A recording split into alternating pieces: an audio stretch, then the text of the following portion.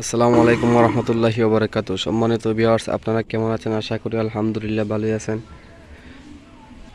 দেশ এবং দেশের বাইরে থেকে যে যেখান থেকে আমার এই ভিডিওটি দেখছেন সবাইকে আন্তরিক শুভেচ্ছা ও অভিনন্দন।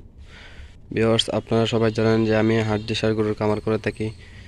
ভিউয়ার্স, আমি এই গরুটি আজকে ক্রয় করেছি আমাদের পাশের বাড়ি থেকে, আমাদের গ্রাম থেকে এই হাড্ডিসার গরুটি আমি ক্রয় করেছি।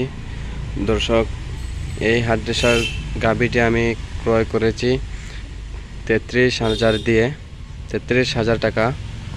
দর্শক দেখুন, এই হাড্ডিসার গরুটি আমি 3 মাস লালন পালন করব।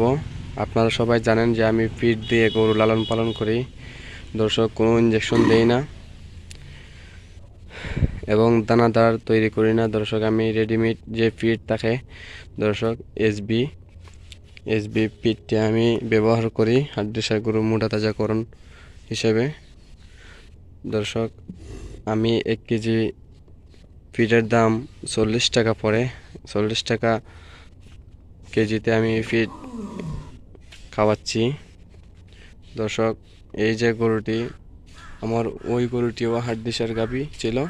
দর্শক, এই গরুটি অনেক পরিবর্তন হয়েছে।